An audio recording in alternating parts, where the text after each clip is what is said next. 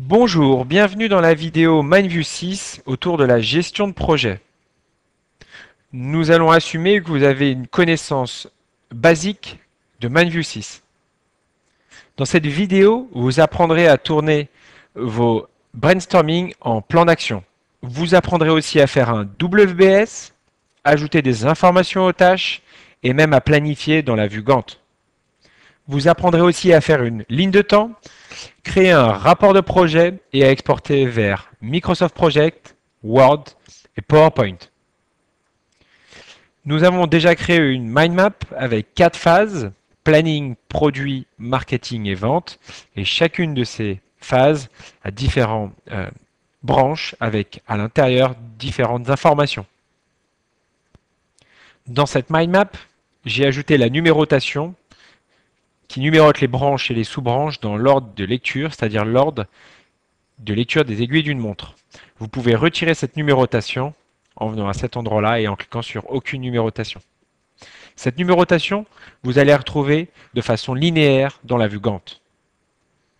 Dans cette mind map, nous allons pouvoir intégrer des icônes, c'est-à-dire des indicateurs. Allez dans Insertion, puis Icônes. Vous retrouverez des icônes de priorité, de progression, des smileys, encore des drapeaux. Par exemple, je vais mettre pour chacune des phases la branche de priorité 1.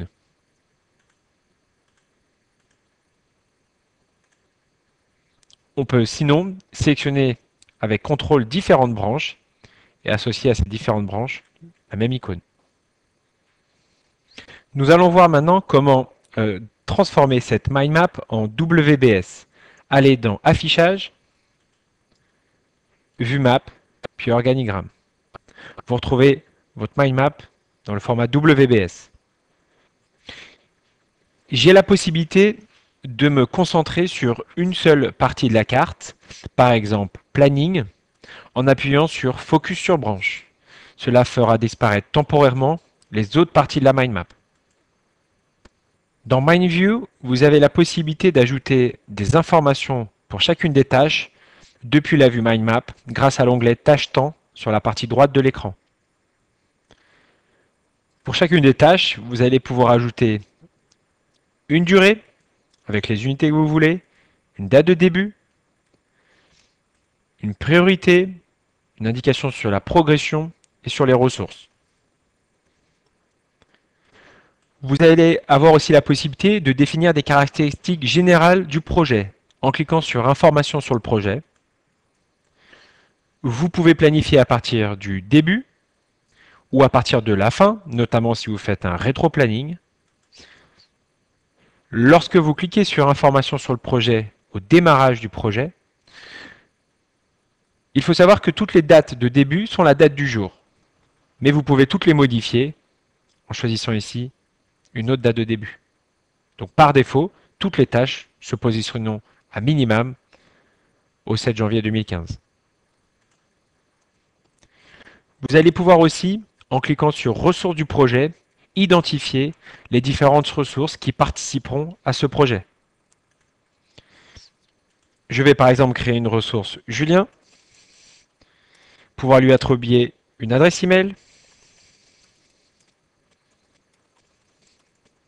ainsi qu'un taux horaire. Je vais pouvoir créer d'autres types de ressources, comme des ressources matérielles.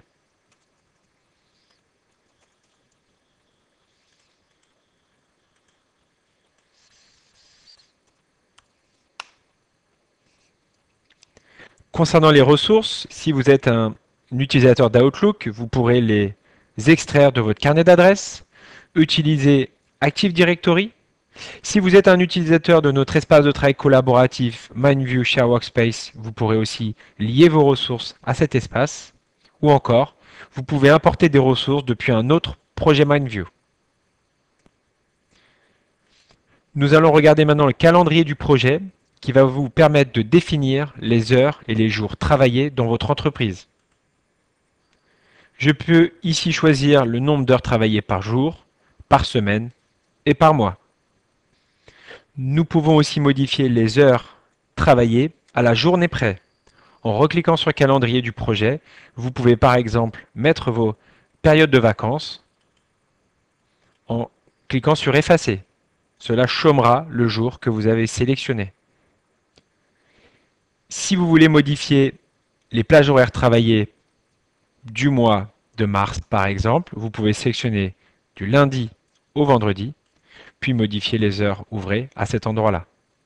Vous pouvez aussi modifier les calendriers par ressource en sélectionnant la ressource à cet endroit-là. Le calendrier du projet peut être enregistré pour de futurs projets MindView en cliquant sur Nouveau défaut.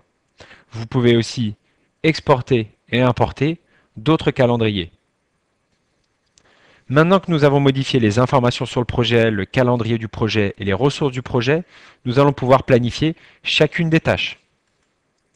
Vous n'avez qu'à sélectionner la tâche, modifier sa date de début,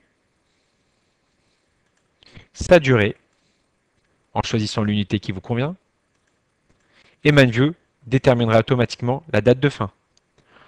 Vous pouvez descendre, modifier l'indicateur de priorité, l'avancement de la tâche et associer la ou des ressources.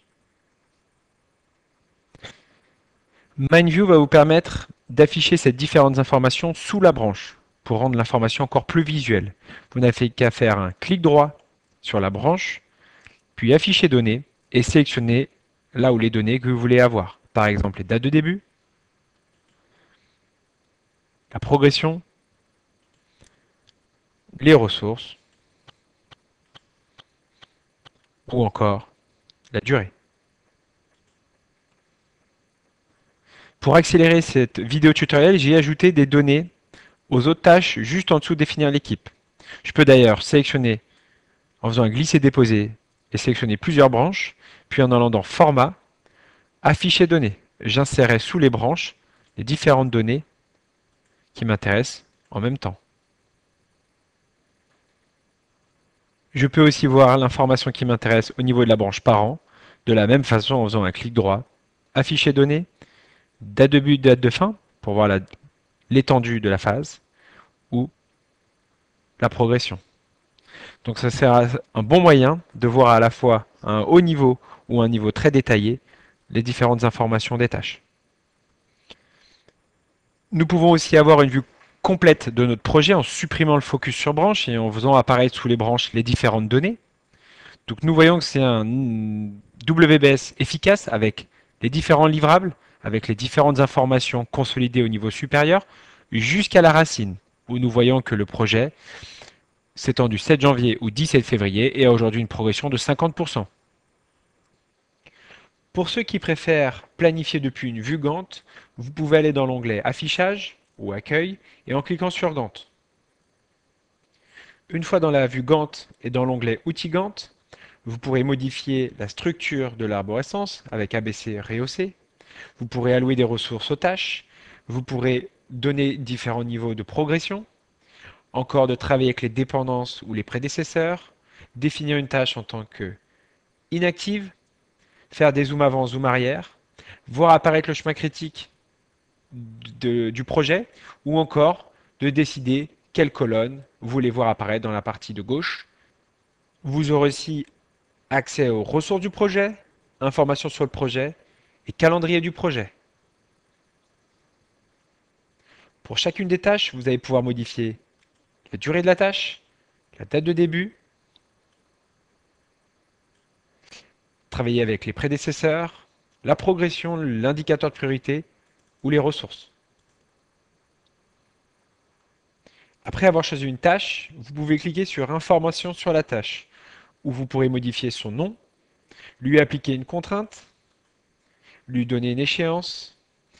Si c'est une tâche pilotée par l'effort, la choisir ici, puis le type de tâche, ou encore définir en tant que jalon la tâche, ou la masquer depuis le planning Gantt.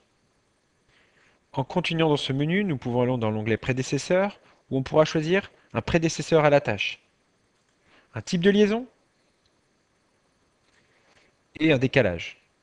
Pour continuer en allant dans la partie ressources, où on pourra attribuer une ou plusieurs ressources à la tâche.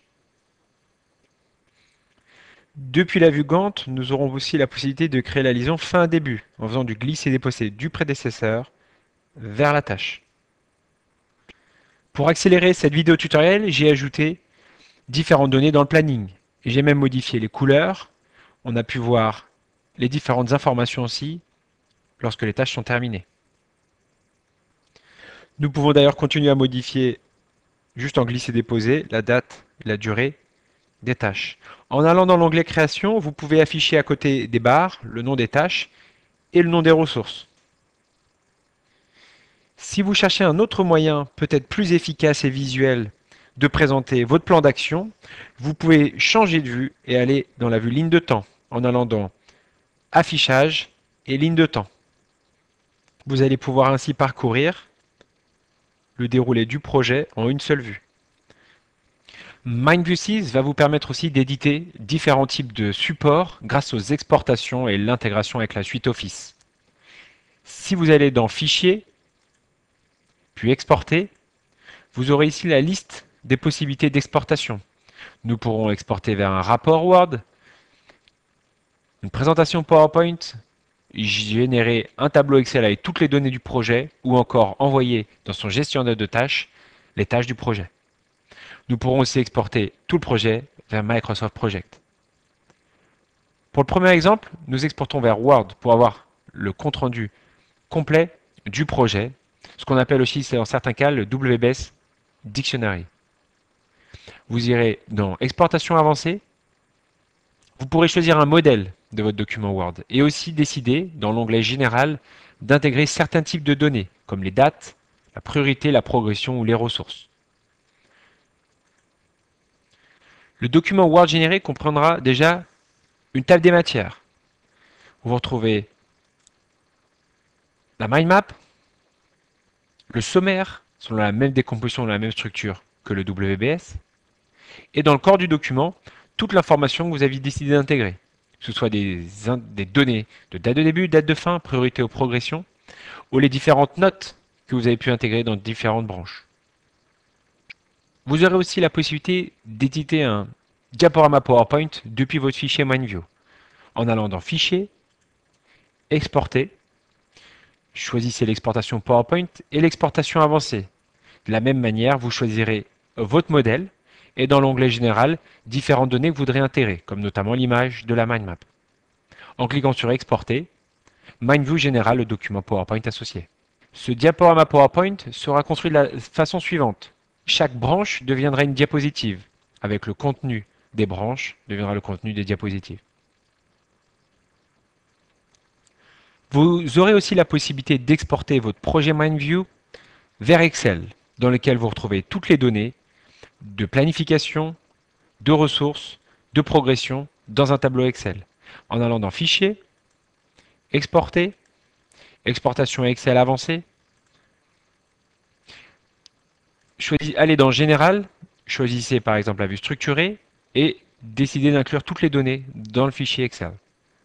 Ce tableau Excel comprendra une colonne par donnée. Une colonne pour date de début, date de fin, etc., etc. Avec une consolidation au niveau des livrables et jusqu'à la racine. Il comprendra aussi les différentes ressources avec leur taux horaire. Vous avez aussi la possibilité d'exporter les tâches dans le gestionnaire de tâches Outlook des différentes ressources. Si vous avez intégré aux différentes ressources une adresse email, vous pourrez ainsi faire Fichier, Exporter, Liste de tâches Microsoft Outlook et créer une nouvelle tâche. Chacune des ressources pourra ainsi accepter les tâches que vous lui attribuez. Ensuite, vous pourrez même synchroniser ces tâches dans votre fichier MindView et synchroniser notamment les informations de priorité, de progression et de date de début. Si toutefois vous avez besoin de générer un document MS Project afin de le diffuser ou de continuer votre planification avec MS Project, vous pouvez exporter votre fichier MindView vers MS Project en allant dans Fichier, Exporter, Microsoft Project. Dans ce fichier de MS Project, l'ensemble des données de planification seront conservées, ainsi que les notes, les ressources, les prédécesseurs.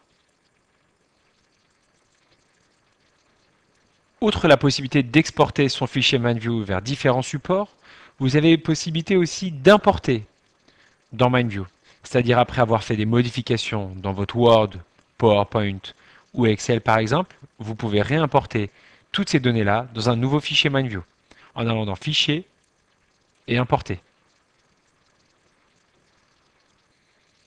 Le dernier export que nous verrons, c'est le rapport de projet, qui peut être vu comme un tableau de reporting contenant dans un export HTML toute l'information de votre projet.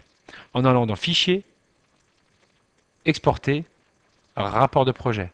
Le rapport de projet va fonctionner comme un site internet normal, avec un menu à gauche dans lequel vous retrouvez l'ensemble des différentes pages, avec soit une vue d'ensemble, soit la partie tâches ou ressources. Et notamment dans la partie allocation, vous retrouverez qui fait quoi au sein du projet. Vous pourrez trouver différents plannings de charge aussi, ainsi qu'une extraction rapide des tâches en retard. Ce rapport ne peut pas être modifié. Il faut modifier le fichier MindView, puis recréer un rapport de projet.